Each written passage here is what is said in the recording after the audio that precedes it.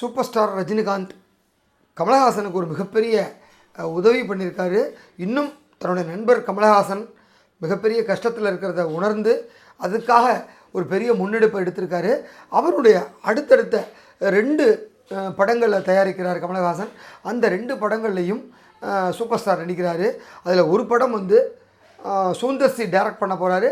அந்த சுந்தர் சி டைரக்ஷனில் super star Rajinikanth நடிக்கிற படம் ஒரு முழுக்க ஃபேமிலி அண்ட் காமெடி ஒரு என்டர்டெய்னராக வரப்போகுது. எப்படி சுந்தர் சி டைரக்ஷனில் ரஜினி நடிப்பில் வெளிவந்து மிகப்பெரிய ஹிட் அடித்த அருணாச்சலம் படம், அந்த மாதிரியான ஒரு படம், ஒரு பக்கா ஒரு கமர்ஷியலாக ஃபுல்லாக காமெடி அண்ட் ஃபேமிலி சென்டிமெண்ட்டை வச்சு சுந்தர் சியை டைரக்ட் பண்ண சொல்லி ஒரு 99% இது கன்ஃபார்ம் ஆகிருக்கு. ஜெயிலர் 2 படத்துக்கு அப்புறம் இமீடியட்டாக இந்த படத்தினுடைய ஷூட்டிங்கில் ரஜினிகாந்த் கலந்துக்க போகிறாரு. இந்த படத்தை வந்து ராஜ் கமல் ஃபிலிம் இன்டர்நேஷ்னல் நிறுவனம் தயாரிக்க போகிறாங்க. இந்த படத்தில் மற்ற யார் ஆர்டிஸ்ட் உள்ளே இருக்க போகிறாங்க, வேறு டெக்னீஷியன்ஸ் யார் இருக்க போகிறாங்க அப்படிங்கிற மாதிரிலாம் பேச்சுவார்த்தை தொடர்ந்து நடந்துகிட்ருக்கு. தீபாவளிக்கு அப்புறம் இந்த ஒரு டாக்கு ரொம்ப பரபரப்பாக பேசப்பட்டு இப்போதைக்கு ஒரு கன்ஃபர்மேஷனாக வந்து நிற்குது. சுந்தர் சியும் வந்து இப்போ மூக்குத்தி அம்மன் 2 படத்தோட ஷூட்டிங்கில் பிஸியாக இருக்கார். ஆல்மோஸ்ட் அது 80% முடிச்சிட்டாரு. இன்னொரு 20% அப்படிங்கிறதுனால அநேகமாக நவம்பர் இல்லை டிசம்பர் ஃபஸ்ட் வீக்கோட அந்த மூக்குத்தி அம்மன் ஃபுல்லாத்தையும் முடிச்சுட்டு அவர் வந்து இந்த படத்துக்கு ஷிஃப்ட் ஆகிடுவார். அந்த படத்தை அநேகமாக ஏப்ரல் ரிலீஸ் பண்ண பிளான் பண்ணுறாங்க சம்மருக்கு. அந்த மீன்வைல் இந்த படத்தினுடைய கமல் தயாரிப்பு ரஜினி நடிக்கும் படத்தினுடைய ஒர்க்க ஆரம்பிச்சிடுறாரு சுந்தர் சி. ஸோ அதற்கான ஸ்கிரிப்டையும் ஒரு ஒன்லைன் ஸ்டோரியாக சொல்லியிருக்காரு ரஜினிகிட்டையும் கமலஹாசன்கிட்டையும். 2 பேருக்குமே பிடிச்சிருக்கு. காரணம் வந்து இந்த 2 பேரையும் இயக்குன ஒரு இயக்குனராக சுந்தர் சி இருக்கார். கமலை வந்து ஒரு வித்தியாசமான ஒரு ஹீரோவாக ஒரு வித்தியாசமான ஆக்டரை காமிச்ச படம் வந்து அன்பே சிவம். அந்த அன்பே சிவம் படத்தை டைரக்ட் பண்ணது சுந்தர் சி. அதே போல் ரஜினியை பார்த்திங்கன்னா ஒரு அவுட் அண்ட் அவுட் ஒரு ஃபேமிலி அண்ட் காமெடி படமாக அருணாச்சலம் படத்தை கொடுத்துருப்பாரு. அதுவும் வந்து ரொம்ப சூப்பராக இருக்கும். விறுவிறுன்னு போகும் இந்த படம். அந்த படத்தையும் சுந்தர் சி கொடுத்துருக்காரு. அதனால் ரஜினி கமல் 2 பேருக்குமே ஒரு நல்ல ஃப்ளெக்சிபிளான டைரக்டர் அப்படிங்கிறதுனால சுந்தர் சியோடு போயிடலாம் அப்படிங்கிற மாதிரி முடிவு பண்ணியிருக்காங்க. அதுக்கு அடுத்தது 2வது படம் கமலஹாசன் ராஜ்கமல் ஃபிலிம்ஸ் தயாரிப்பில் கமலஹாசனும் ரஜினிகாந்தும் சேர்ந்து நடிக்கிற படம். அந்த படத்தை அதுக்கு அடுத்ததாக தயாரிக்க போகிறாங்க. அந்த படத்துக்கு வந்து இயக்குனர் இதுவரைக்கும் கன்ஃபார்ம் ஆகலை. ஏற்கனவே முதல்ல வந்து பரிசீலனையில் லோகேஷ் கனகராஜ் இருந்தார். அது பிஃபோர் கூலி ரிலீஸ் டயத்தில். பட் கூலி ரிசல்ட்டு அதுக்கப்புறம் இந்த விமர்சனங்கள்லாம் பார்த்ததுக்கப்புறம் 2 பேருடைய மனநிலை கொஞ்சம் மாறி இருக்குது. அதனால் நம்ம இனிமேல் கொஞ்சம் ஒரு பக்காவாக கொஞ்சம் நிதானமாக எடுத்து வச்சா மட்டும்தான் இண்டஸ்ட்ரியில் கரெக்டாக நம்ம ஸ்டேபிளாக இருக்க முடியும் அப்படிங்கிறதுனால லோகேஷ் கனகராஜை அந்த இதுலேருந்து ரிலீவ் பண்ணிட்டாங்க. அதனால தான் லோகேஷும் உடனே வந்து இப்போ ஒரு படத்தில் நடிச்சிட்ருக்காரு. அருண் மாதேஸ்வரன் டைரக்ட் பண்ணுற படத்தில் ஹீரோவாக நடிச்சிட்ருக்காரு நம்ம லோகேஷ் கனகராஜ். அந்த படத்தை முடித்ததுக்கப்புறம் அநேகமாக ஜனவரியிலேருந்து கைதி 2 படத்துக்கு ஜம்ப் ஆறாரு. அதே போல் கைதி 2 படத்தில் நடிக்கிறதுக்காக கார்த்தியின் தன்னுடைய முழு காட்ஷீட்டையும் கொடுத்துருக்காரு. இப்போதைக்கு ஒரு மார்ஷல் அப்படிங்கிற படத்தில் நடிச்சிட்ருக்காரு. இந்த படத்தை வந்து டானாக்காரன் படத்தை டைரக்ட் பண்ண தமிழ் தான் டைரக்ட் பண்ணுறாரு.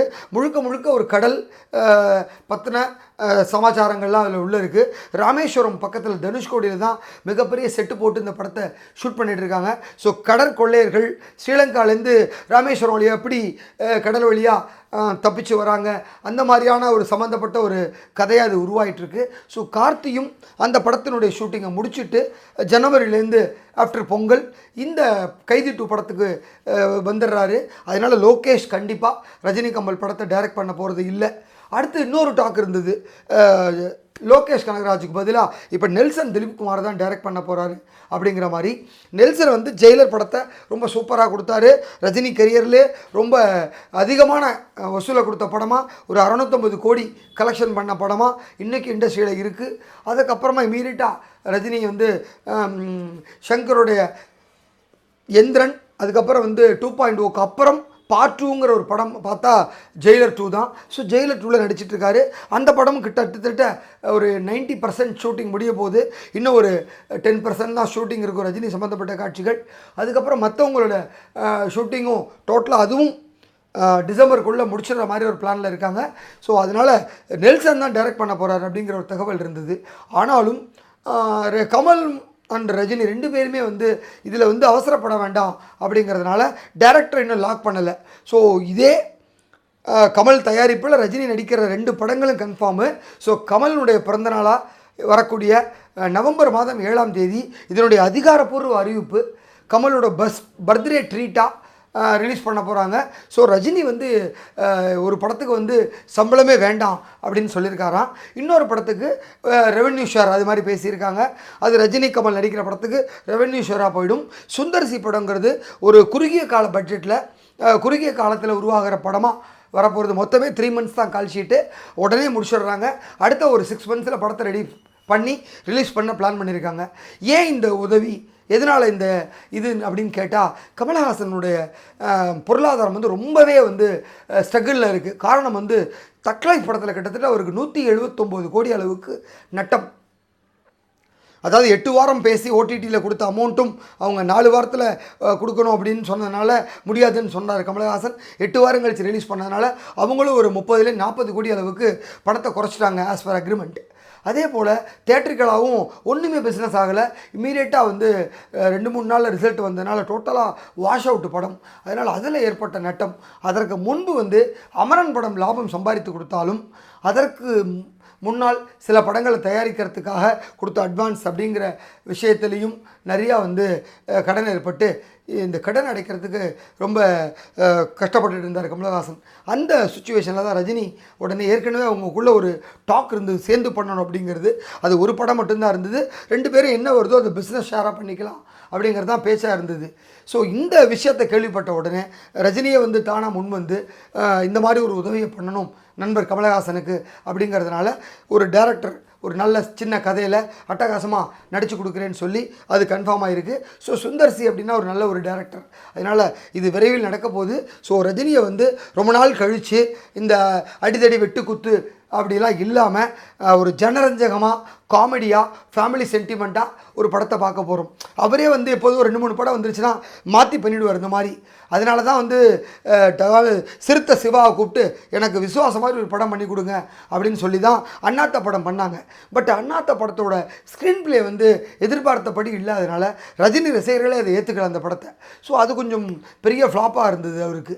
அதனால் இந்த விஷயத்தில் சுந்தர்சி வந்து வரிசையாக ஹிட்டு கொடுத்துட்டு வந்துருக்கார். இன்றைக்கும் பார்த்திங்கன்னா ஒரு 30-35 ஆண்டுகளுக்கு மேலவும் இப்போவும் நம்பர் 1 ஹிட் டைரக்டராக அப்படியே ஸ்டேபிளாக இருக்கிறது வந்து சுந்தர்சி தான். தொடர்ந்து அரண்மனை 4 வரைக்கும் ஹிட்டு. இப்போ இதுக்கு முன்னாடி லாஸ்ட்டாக வந்த அந்த படமும் பயங்கர சூப்பர் ஹிட்டு, மதகத ராஜாவும். அதனால் அவர் நம்பி காமெடி சென்டிமெண்ட் படத்தை கொடுக்கலாம் அப்படிங்கிறதுனால இந்த ஒரு முடிவு எடுத்திருக்காங்க. ஸோ இது எல்லாமே வந்து அடுத்தடுத்த அறிவிப்பில் வரும். நிச்சயமாக கமலனுடைய பிறந்த நாளுக்காக நவம்பர் 7ஆம் தேதி இந்த ரஜினி நடித்து கொடுக்க போகிற இந்த 2 படத்தினுடைய அறிவிப்பு வரப்போகுது. அப்புறம் இன்னொரு விஷயம், ஜெயிலர் படத்தில் பாலிவுட் நடிகை வித்யா பாலன் நடிக்கிறாங்க. வில்லனுக்கு மகளா ஒரு அற்புதமான ரோலில் நடிக்கிறாங்க. அவங்க ஷூட்டிங்கில் நடித்த விஷயங்கள்லாம் இப்போ கன்ஃபார்ம் ஆகிருக்கு. அதே போல் வில்லனாக வந்து பாலிவுட் நடிகர் மிதுன் சக்கரவர்த்தி நடிக்கிறாரு. இதை தவிர ஏற்கனவே இருந்தவங்கள்லாம் உள்ளே இருக்காங்க. இன்னும் பல சுவாரஸ்யமான நடிகர்களும் உள்ளே இருக்க போகிறாங்க அப்படிங்கிறது மட்டும் ஒரு கசிஞ்ச தகவல். ஸோ ரஜினியினுடைய அடுத்தடுத்த படங்கள் உண்மையிலே பிரமிப்பாக இருக்குது. பொறுத்திருந்து பார்க்கலாம். ரஜினி ரசிகர்களுக்கு ஒரு பெரிய ட்ரீட் இருக்குது. நன்றி. இந்த வீடியோ உங்களுக்கு பிடிச்சிருந்தா லைக் பண்ணுங்கள், கமெண்ட் பண்ணுங்கள், ஷேர் பண்ணுங்கள், சப்ஸ்கிரைப் பண்ணுங்கள்.